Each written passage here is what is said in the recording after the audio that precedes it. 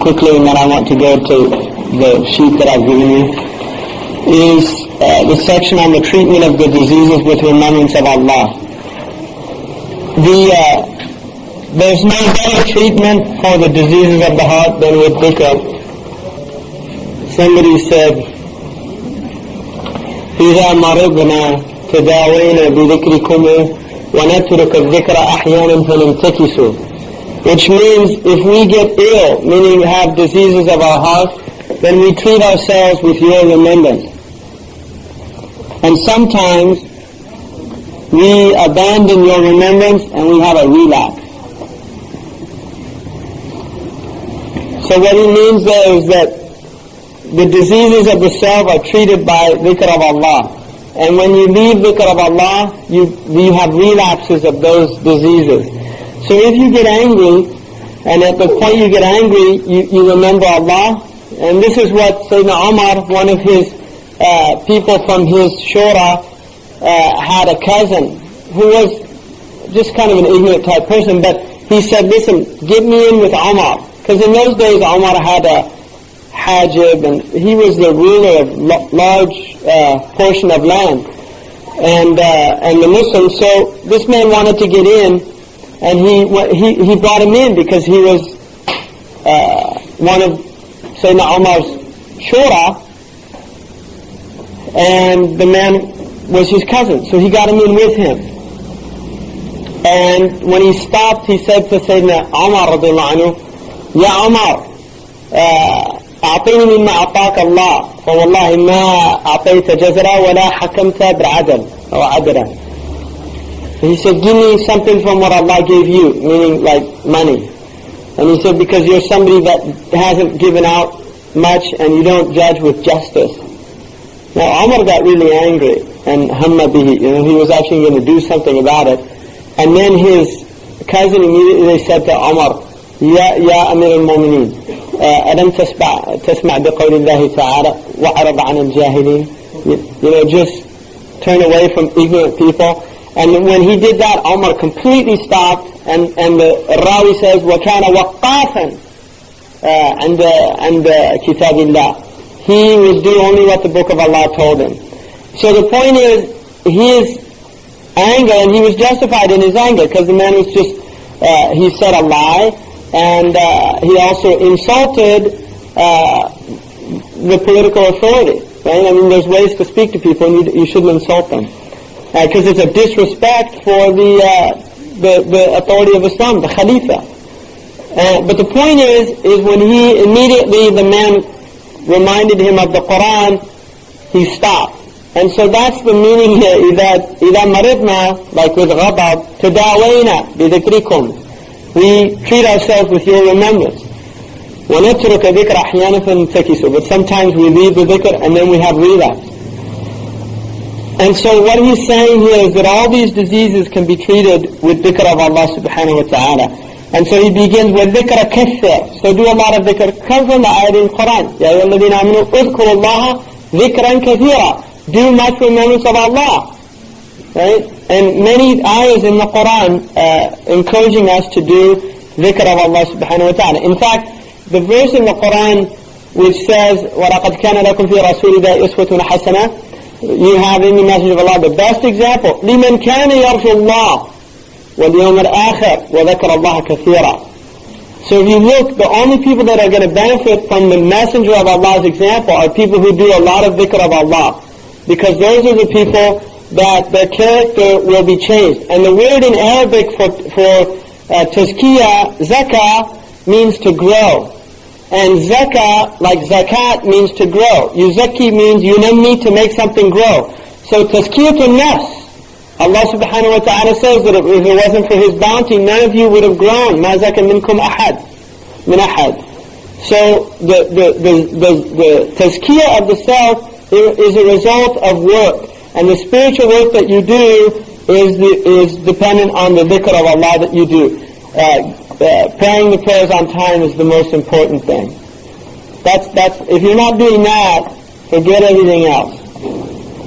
Sayyidina Umar radiallahu anhu wrote to his Ummal, and it's in the Muwatta of Imam Malik, in Bab Wuqut the times of the prayer. He wrote, and Abu Musa al-Ash'ari was one of his umad, and he said, radiyallahu anhu, he said, إِنِّي لَأَرَى مِنْ أَهَمِّ أُمُورِكُمْ الصَّلَاةِ.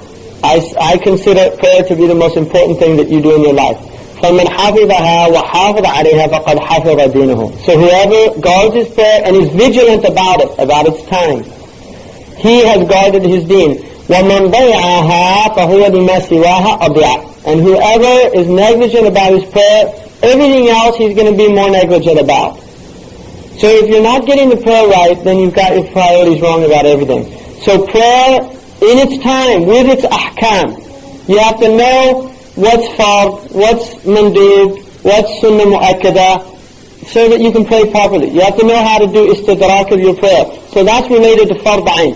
So if there's people now who do a lot of dhikr with a subha, and then they don't do their prayers. There's people that will stay up all night for like a mawlid and be doing dhikr, and then they sleep through fajr. All that they did in the night is a complete waste of time. Waste of time, completely, nothing. Because if that caused them to miss their fajr prayer, there was no good in it. None. The fard is the most important thing in your life. So the foremost thing that you do is your prayer. And your prayer has to be based on wudu, and doing wudu properly, and with its conditions also. And tahara. The Prophet ﷺ said, وَيْرُ لِلْعَقَابِ مِنَ النَّارِ. Woe to the aqab from the fire, people that don't do the wudu and guard their wudu. And then he also said people will be punished for urine that they weren't concerned about, that spilt on them. So guarding against najasa. These are all things and ways of remembering Allah. And that's why they say, أَفْضَلُ ذِكْرِ اللَّهِ ذِكْرُهُ عِنْدَ حَدِّهِ. The best remembrance of Allah is to remember Allah when there's a had of Allah. So somebody who's doing dhikr all the time, and there's a riwayah, it's apocryphal, it's not, I don't know the transmission, but it said that Dawood alayhi salam saw a group of people remembering Allah, and he was impressed with them, and then it was revealed to him that those people are of no worth in the sight of Allah. Because if one woman offered herself to any of them, they would have gone with her. So the point is that outwardly a person, if they look good, if they look strong, if they look all these things, and they're not worshipping Allah subhanahu wa ta'ala, or if the taqwa is not there when the hadd of Allah is coming, then it's of no benefit. And so he says, وَالذِّكْرَ كَثِّرْ وَالْقُرْآنُ خَيْرُهُ. The best dhikr is Qur'an. And the best dhikr of Qur'an is Qur'an with tadabbur. Recitation of Qur'an with tadabbur, which is reading Qur'an, understanding its meaning. And the more you read Qur'an with understanding, the stronger the iman becomes. That's why Qira'at al-Qur'an with tadabbur is so important, because it will actually increase your iman. And then he says, إِلَّا بِمَا شُرِعَ فِيهِ غَيْرُهُ. Now this is important. What he means by that is, مَا شُرِعَ بِهِ غَيْرُهُ is when, the only time the Qur'an is not the preferred dhikr is when other things are to be done at that time. So for instance, after Fajr, the best dhikr is to do the adhkar of the sabah. It's actually better to do the adhkar of sabah at that time than it is to read the Qur'an. After Maghrib or after Asr, the best dhikr is to do the adhkar of the Masa. And those are actually over the Qur'an at that time. And that's because the Prophet ﷺ did those at that time, and he encouraged us to do those. No, that's what we're going to go into. It's the thing that you have in front of you. And then he says, then he says, وَدَّ بِالْإِسْتِغْفَارِ وَالصَّلَاةِ عَلَى جَرِيدِنَا إِلَى الْخَيْرَاتِ. Begin with istighfar. The reason that you begin your dhikr with istighfar is because dhikr is for tasfiyah. And tasfiyah is to be purified of what has accrued from previous wrong actions. And so by beginning with istighfar, you're asking Allah to remove your wrong actions, and then he said the prayer on the Prophet. And this is traditionally the most common word that was given was istighfar, salah ala nabi, and then tahrir la ilaha illallah Muhammad Rasulullah, la ilaha illallah 100 times. So istighfar 100 times, prayer on the Prophet 100 times, la ilaha illallah 100 times. and then the ikhlas and the ma'awidatayn 3 times each. And that was very common for people to do as a practice. And you should do istighfar at least 100 times a day, preferably 100 in the morning, 100 in the evening. And then do it throughout the day. And then he said, وَأْدَبْ بِآدَابِ الصَّلَاةِ وَاحْتَمِي مِنْ لَحْنِهِ فَهُوَ مِنَ الْمُحَرَّمِ. Have the adab of the prayer and guard yourself from any lahm. Adab of the prayer on the Prophet ﷺ is the adab of the prayer of salah. So you should have the same adab that you do when you do dhikr, you should do it for like the prayer. If you're not in wudu, you should do wudu. You should be in a tahir place. Now this doesn't mean like when you're traveling in your car, it's encouraged to do if you want to recite Quran or do dhikr. If you don't have wudu, then that's alright. You can do it without from your memory, without the wudu. It's preferable to be in the wudu, but if you're in a situation to remember Allah and you don't have wudu, then you can do that.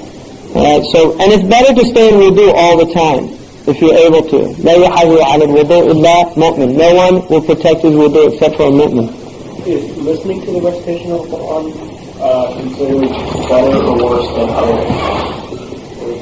Yeah, that's good. To listen. It's better to recite it. Because when you listen to it, the only thing you get is your ear. When you recite it, and that's why the ulama say to recite from the mushaf is more reward than reciting it from memory. Because the eye gets reward, the hand holding it, there's more musharaka in it. Right? So it's actually better to read from the mushaf. But if you memorize from the Quran, a lot of shi'ikh that I saw, like in Mauritania in particular, because so many people memorize the Quran, they rarely even use a mushaf. People that, in fact one sheikh I knew, he told me he hadn't touched a mushaf in probably about 30 years.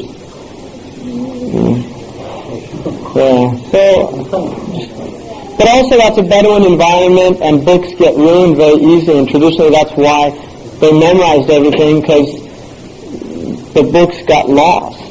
Whereas you live in the cities, the books are always there, and that's one of the things that in one of Plato's dialogues, when the man who invented writing brings it to the king tells him, this is a terrible thing that you've done.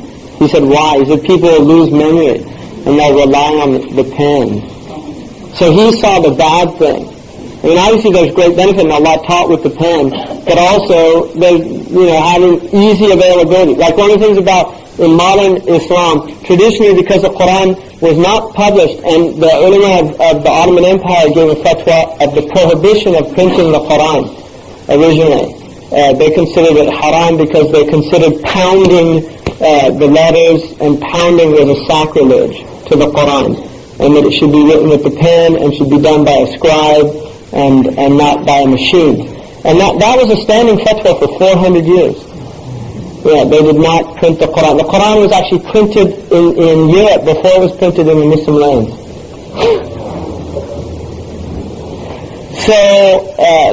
But the point is that people don't realize that the Quran now, because there's so many, and people don't treat the Quran anywhere near the respect that they used to treat it with. People put the Quran on the floor. You go into a mosque, I always judge a mosque by the Qurans in the bookshelves. Always. That's all you have to do. You look at and Sheikh al-yaqoubi, one of the things that most impressed me about his masjid al-Ahsa, where his Sheikh teaches, the Qurans are all in perfect order. Every time, and they read from them. You see everybody reads them at Jumu'ah, everybody's reading. At the end of the Jumu'ah, they're all back in perfect order. And that's from Sheikh being there teaching them. You go to other places, every time I go, there's mosques in Beirut, every time I go there, I look at the thing, it's always really bad. And that's all, some are upside down, some are that's all bad adab. And adab that's what our deen is all about, learning adab with Allah and with creation. And then it says, beware of lahm, which is bad pronunciation, because it's muharram, unless you can't do otherwise. So for instance,